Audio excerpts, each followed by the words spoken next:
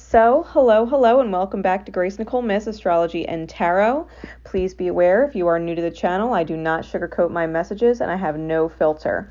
So, for all of you that say, I want the truth! Some of you absolutely can and will handle the truth here just fine. Others of you, well, you can't handle the truth! At least not yet, and that's okay. I trust when you're ready, you'll find yourself back here liking my videos as a subscriber in divine time. For those of you who are self-aware enough to stay and listen, drop a like and hit the subscribe button if you haven't already. With that said, always take readings how they resonate with you. If you are confused about the message of a reading, I always recommend coming back in about 2 weeks' time and seeing it with different eyes. Most of the time, if you're confused about a reading, you're trying to connect it with a scenario that it's not actually pertaining to. So no matter how tempting it is to listen to this and try and connect the dots to someone else in your experience, understand they're in your experience because of something you are learning through witnessing them to begin with as a divine mirror. So no matter how tempting it is to connect it to someone else, know that I am always reading it to help you better understand yourself and your own healing. Also know, if you look at the image, it represents the 12 houses of your birth chart. Okay, so we all have all of them. If I note certain astrological signs or planets, it's either because that is what is specifically healing in your chart right now or is being recognized in the reading as the area that is healing, or it is being aspected by the different things going on in the current cosmos that's bringing it up. So just because I say a certain sign and it's not your sign does not mean it's someone else. It's most likely a certain area in your chart that's being acknowledged, or it's a certain aspect going on in the current cosmos that is reflecting on the different healings going on in your own chart. Now I'm ready if you're ready. So let's begin.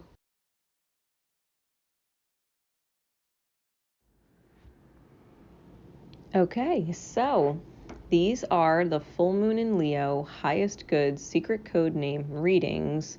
These readings are purchased by individuals through my Etsy shop and are their personal readings. However, if you are drawn to a secret code name, chances are there is a message in it for you. This is secret code name Calendula. All right, if you would ever like your own secret code name, the link to my Etsy is in the description below.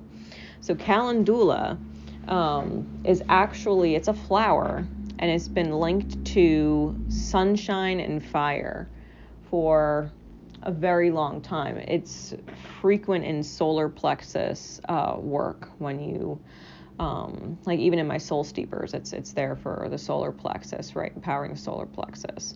Solar plexus has to do with confidence and courage and the authenticity within the self, right? It's our center of willpower and where the choice comes from, right? Before we ground it into the reality, it's where our choices come from. So a healthy solar plexus leads to healthy choices, authentic outcomes, right? Calendula. So, secret codename Calendula, I'm using my white light oracle for guidance, and I've pulled the major arcana from my patch tarot as a clarifying guidance card for it, and then I've used the remainder of the deck of the patch tarot to get some further insights into this full moon in Leo energy for you, whatever is in your highest good. All right, and I'm going to start with the actual guidance so that you can understand why Spirit is guiding you this way with what is going on and give you some perspective. Your guidance card from the White Light Oracle is Perfume of Sofia. Okay, and it came out with Fortune, which is the wheel of flow. Okay, the wheel of fortune in this deck. Perfume of Sofia. It says, you will be able to sense the best timing and approach to take to create space for healing and resolution. Connect to your body and ground yourself in the here and now with body-friendly practices. You will find your way intuitively and instinctively, even through confusing circumstances, where one moment you are sure the answer is no, and the next you are sure it is yes. Give up trying to figure the answer out right now and remain open, with positive but relaxed expectation that clarity shall emerge spontaneously according to divine timing. Trust that your questions about your life will be answered. Even now, you are in the process of working your way toward the answers that will bring you clarity and higher understanding. There is a kindness in how the universe delivers a message. There is a story of 3 rabbis who went into a room and saw God. One rabbi dropped dead, the other went crazy, and the third one became enlightened. It was the same room and the same divine presence, so what accounts for the different outcomes?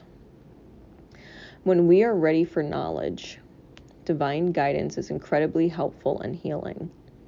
However, we may need certain experiences to become ready. There is as much grace in veiling a truth as in revealing it. There is a beautiful Sufi teaching that destiny is granted with compassion. There is a time to prepare for knowledge, a time to receive it, and a time to live it. There is danger in trying to force knowledge. Force is the desire to progress faster than is naturally taking place. It is a disconnection from natural rhythms, the sacred feminine, the power of knowing, and divine timing. The oracle of the Perfume of Sofia asks you to trust your nose. The spiritual symbolism of the ability to smell is the capacity for discernment. In the words of Romeo and Juliet, a rose by any other name would smell as sweet. The nose knows. As you lean into natural timing rather than trying to force something to happen, you'll remain connected to your own ground of being. You won't be pushing to get ahead. You'll be in connection with yourself. You'll be able to sense with your body and soul that which might otherwise confuse your mind, with its tendency to argue first one way and then the other. You will instinctively sniff out the truth of a situation. Then you shall be able to do something useful with that knowledge. Developing the patience required to see us through hard times when we cannot know something with trust and hopefully some equanimity is an important part of our soul journey. If such times evoke fearful and negative predictions or anxiety based on lack of belief that you can deal with whatever arises with grace and dignity, then work on those issues. Do what you can do now. Leave everything else to the loving and wise workings of the universe. If you are pushing for a resolution and answer and understanding before it is time for you to know, you'll feel frustrated. It will be more constructive and enjoyable for you to engage with what is.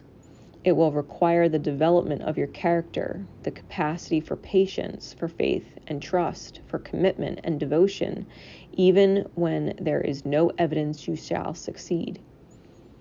Yes, likely it shall, especially if you are carving a path that is unique and creative.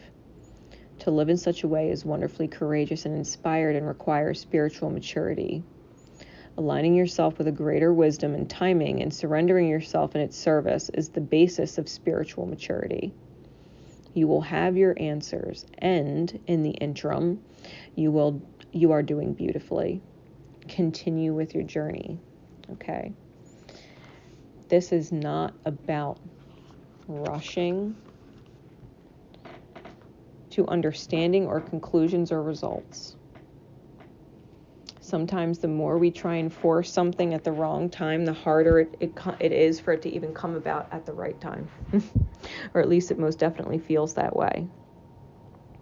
Perfume of Sofia is about discerning, if a rose smells like a rose, it's because it's a rose. And if shit smells like shit, it's because it's shit. Smells like shit, looks like shit, probably is. It's no different.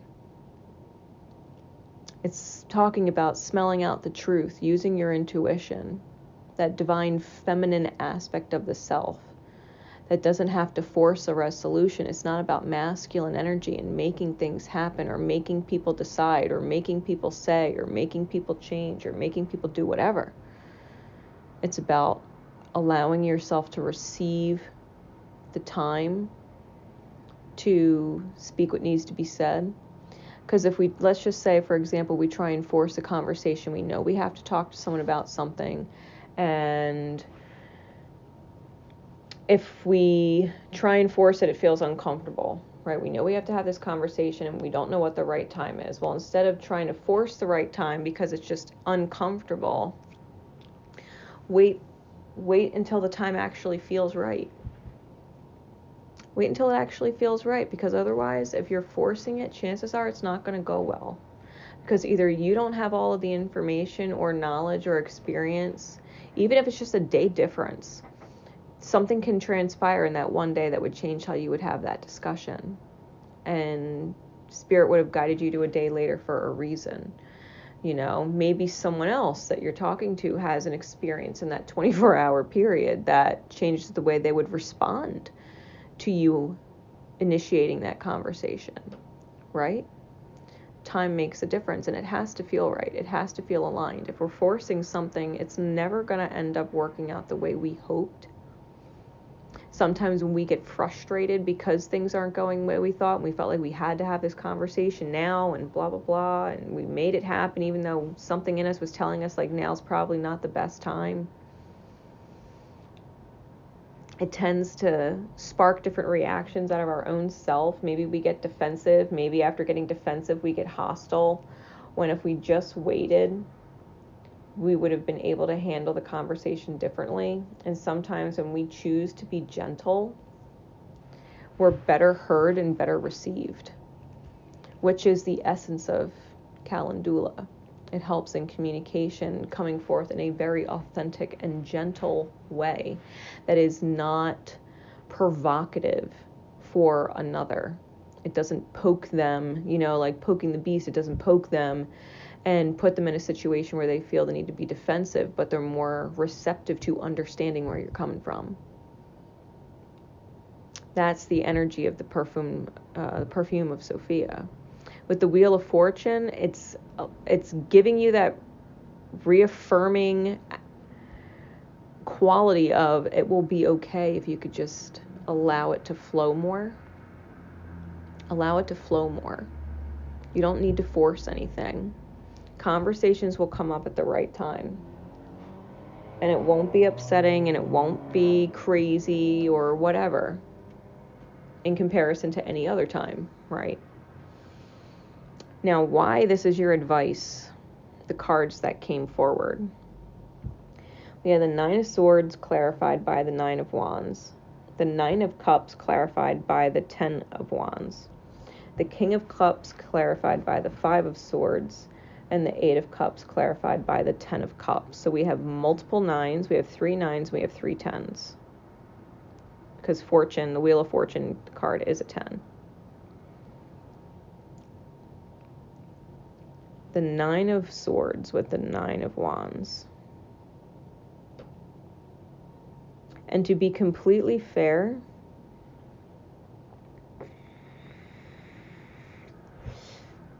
I don't actually feel, I mean, it could be, but I don't actually feel like this is romantic, okay? But I think you're having an issue with someone that you don't feel like you could talk to. And I feel like you're kind of torturing yourself with the right timing of things because you're almost intimidated by what they're going to say, okay?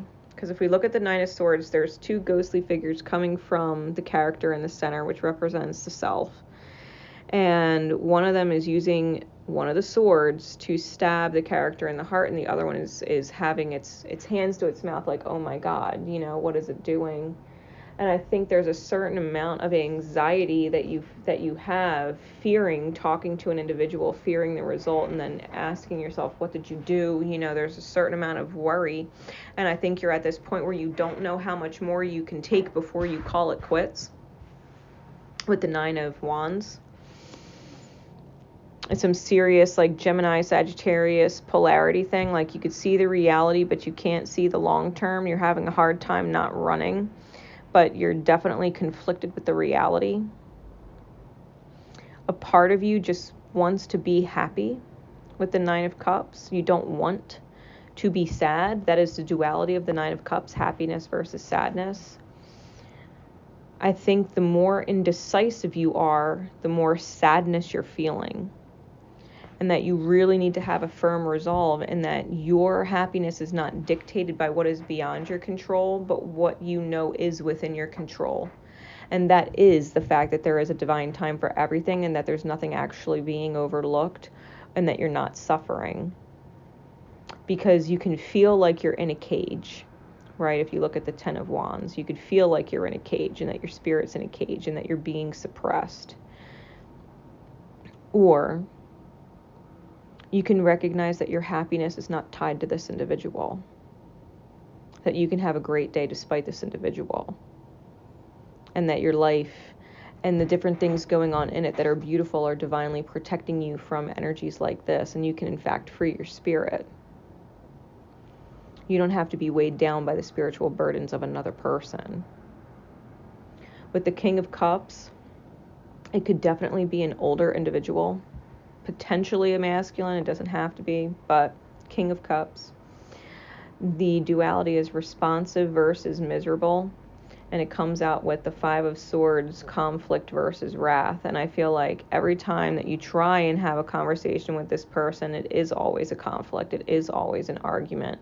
It never ends up just being an easy conversation, and this is just kind of who they are. They're always miserable and lean into wrath whenever you try and communicate with them, try and get some kind of response out of them that is emotionally understanding, right? Trying and asking for empathy, not sympathy, but empathy, that they could understand what it's like to be you dealing with them. And you don't get it, right? You don't get that from them. You don't get the empathy from them. I feel like this person is an emotional storm in their own right underneath. They might hold their shit together all day, every fucking day, and then as soon as somebody tries to talk to them about emotions, that they lose their shit. You know what I mean? Like, emotions and talking about emotions sends them into a fucking whirlwind storm experience. And I think what you may need to do, okay, take it as you're guided. This is the highest good reading. We have the 8 of Cups clarified with the 10 of Cups.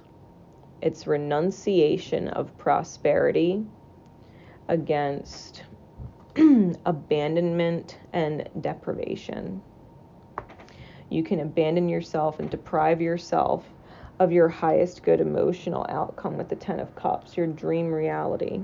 You can deprive yourself of that, feeling like you're abandoning someone, when it's not really abandonment, right? It's the perspective that it is. That you would feel the need to deprive yourself versus letting go and renouncing whatever it is that they're bringing into your life, especially if it's prosperity. If they're bringing in some kind of financial whatever for you, financial security for you. Like, for example, if it was your dad or it was your boss or some shit, you know, there's a certain amount of not wanting to let them go, because what if you need the money, or what if you need this? And the fact of the matter is, are you willing to stay in an 8 of Cups energy where you're abandoning your own self and your own happiness and your own prosperity and energy for whatever security that comes along with their cruelness, because it's emotionally cruel. It's emotionally cruel. Fearing the reaction of this person is no way to relate to someone. It's not a healthy dynamic. It's toxic, right?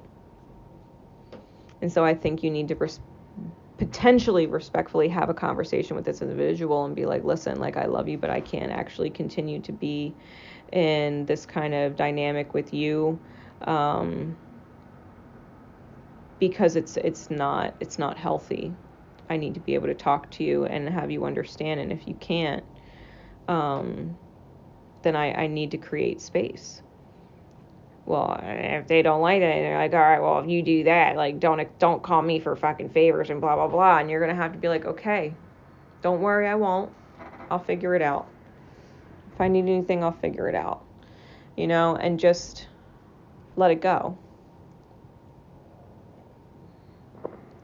And understand that these conversations, Perfume of Sofia, will happen in divine time. You will just end up having that conversation one day. You're ready when you're ready. You're ready when you're ready to say it. You might end up pushing yourself to an absolute spiritual brink with the 9 of Wands and the 10 of Wands. That you can't possibly not have that conversation anymore. And you don't have to rush it. You just have to mentally be prepared for the day that is probably going to happen, and that you can't avoid it forever, and it's just going to happen one day. And it's okay. Right? And it's okay. Because everybody heals and everybody learns and everybody grows in divine time, in this life or the next, and whatever you're, keeping them around for, needing them for, or depending on them for, you're going to learn that you don't actually need them for that. That you don't have to depend on them for that. And that you can easily depend on yourself or someone else in your environment that is more willing and kinder and more understanding of you. That the experience of life is better, 10 of Cups, because you were able to move forward, right? And let your old self dealing with this go. So I have faith that this will put at least something in perspective for you. Thank you so much, Secret Codename Calendula, for being a part of this event. Let me know how it resonates. Know that all reviews left in my shop are always greatly appreciated. My love and support are with you always. Remember, love each other, but most importantly, love yourself. Take care.